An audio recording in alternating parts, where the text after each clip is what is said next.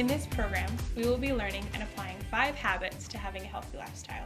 These include a cardio exercise program, eating vegetables, limiting sugary treats and junk food, eating quality energy sources, and strength training.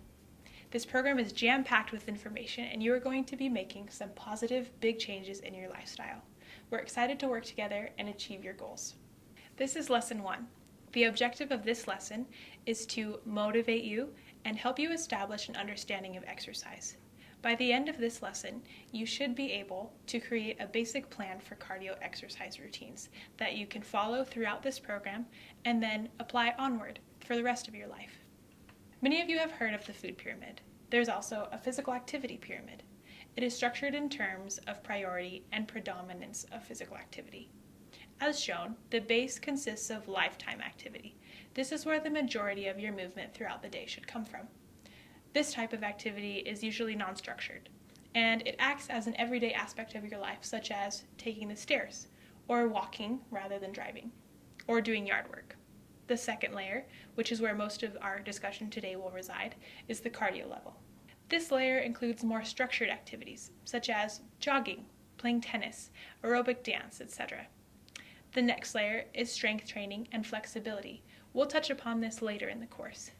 Then at the top, of least priority, is things such as resting, watching TV, and lounging. So let's talk about why we exercise.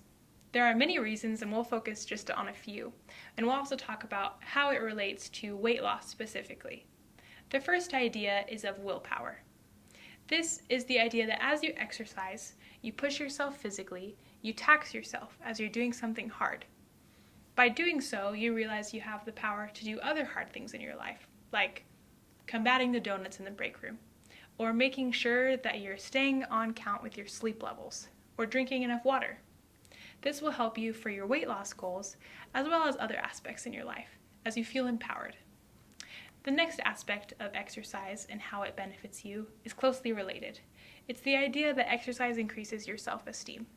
Obviously, through exercising and losing weight, you're becoming more of the person you're wanting to be. As you reach physical checkpoints such as cutting 30 seconds off of a mile time or completing an extra 5 push-ups, you feel better about yourself. You realize you're capable. This will help motivate you as you continue in the program and onward as you're implementing these healthy habits in your life. The next idea of how exercise helps is that it increases your metabolism or your calorie burn. Weight loss has to do with burning excess energy storage within your body.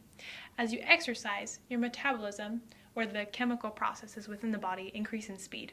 In a way, if you think of your metabolism processes as a fireplace, by exercising, you're turning up the gas, allowing for a bigger flame and a faster fat burn. The second aspect of how exercise helps is that it increases your insulin sensitivity.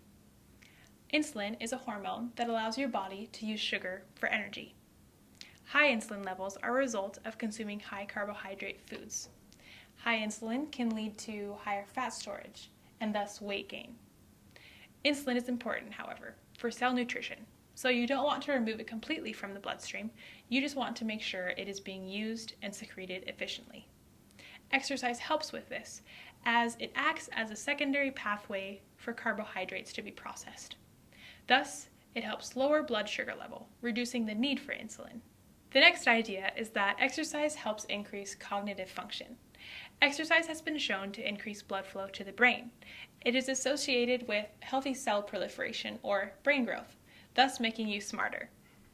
Thus, it can help you with your goals in this program, as it helps increase higher mental concentration and mental clarity. The next idea is that exercise helps your mental health. You may have heard of runner's high, or just a general feeling of feeling better after you exercise. Exercise, particularly cardio varieties, are associated with the release of chemicals known as endorphins. These chemicals are correlated with feelings of positivity, optimism, and happiness, and who doesn't need a little extra happiness in their lives? This will help you stay motivated during this program and enjoying exercise to make it truly a habit. Exercise is also able to increase your energy level and your ability to sleep. This may seem counterintuitive, but let's examine it. Exercising can help with feeling energized during the day, as it acts as a natural stimulant and it requires your sympathetic nervous system, or your fight or flight response, to kick into gear. In contrast, however, exercising daily, due to the excess energy expended, the body is able to go back into the parasympathetic nervous system, which is responsible for sleep. Another idea is that exercise helps change your body composition. Exercise shapes the body as you build and tone muscle. 5 pounds of muscle is much denser than 5 pounds of fat. Thus, as you exercise and begin to convert fat into muscle, your body shape may change, allowing for slimming down even if the scale doesn't show a large difference.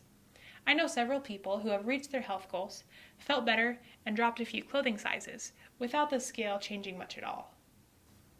The last idea is that exercise increases your bone health. It's a benefit as it helps prevent osteoporosis, which is bone tissue degeneration. Now, this might not be a short-term benefit, but it will certainly help you in the long run, especially as you're implementing exercise as a healthy habit. Exercise has spiritual benefits as well. A conference talk from Elder York Clevengot of the 70, entitled Approach the Throne of God with Confidence, provides great counsel. He says, take responsibility of your own well-being. If you are out of shape, if you are uncomfortable in your own body, and if you can do something about it, then do it. He goes on to quote President Packer, our spirit and our body are combined in such a way that our body becomes an instrument of our minds and the foundation of our character. Clevengot continues as he recommends that, if you are physically able, decide today to be the master of your own house and begin a regular, long-term exercise program suited for your abilities combined with a healthier diet. To guide the rest of this lesson, we will be learning about 5 principles that make up the acronym FITTE, F-I-T-T-E. For F, the first aspect, which stands for frequency, the American College of Sports Medicine recommends that we exercise 3 to 5 times per week for a total of 150 minutes for basic health. For weight loss, it's recommended that it should be even greater, approximately double. That is a lot, so start where you are, and if you're starting from ground zero, try doing half of that, about 75 minutes. Consistency is key. Just like brushing your teeth once a week doesn't do much, working out for 1 hour a week doesn't have the same effect as breaking it up throughout the week. Long-term consistency trumps short-term intensity, says Bruce Lee. So switch it up if you get bored. The next letter, I, stands for intensity. This refers to whether exercise is moderate or vigorous or light.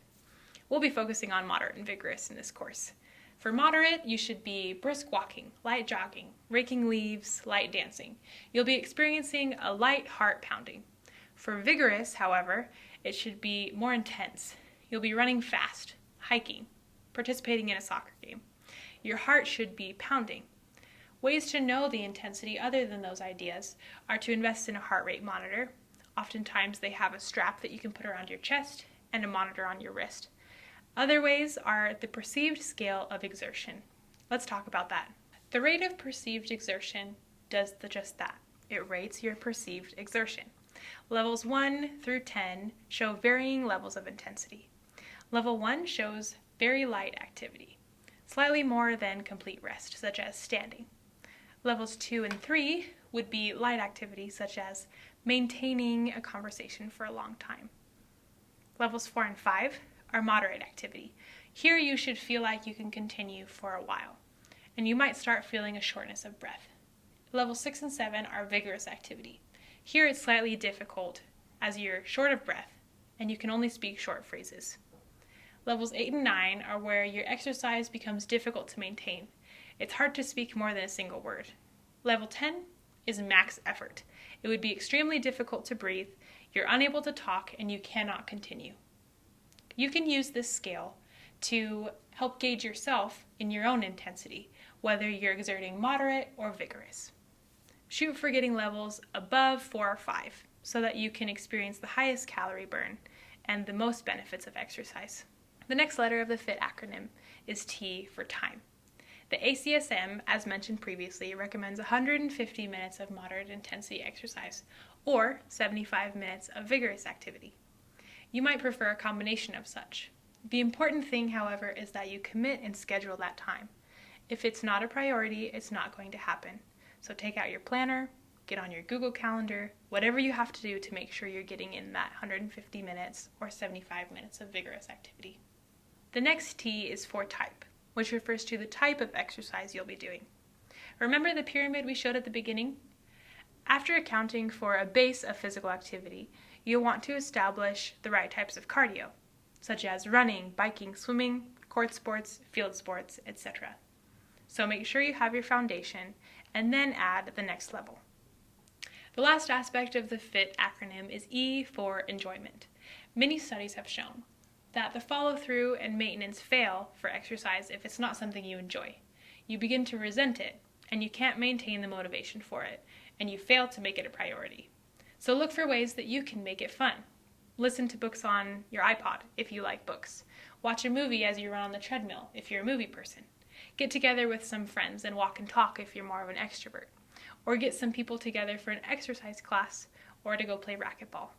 Above all, make sure you enjoy it, or it won't stick as a healthy habit. We're committing you now to make an action plan for an exercise routine that you can use throughout this program and you can tweak as time goes on. You'll want to address the FIT principles. So F for frequency, when will you do it? What time of day? Try scheduling it out. For I, intensity, how hard are you going to push yourself each time? Determining that beforehand can help you to stay motivated even if your motivation lags. For T, time, how long will you go for? T, type, what will you do? And E, enjoyment, do you enjoy it? Because that's important. As you discuss these principles with your coach as you come in on day 1, they'll be able to have a better idea of your goals for exercise and discuss how you can tweak this as the program goes on. So that's it, lesson 1. You're already an expert on exercise, so let's go apply it. As you work throughout this program, you might face some challenges, but you are capable, you can do your best, and you will succeed. We're looking forward to meeting you day 1.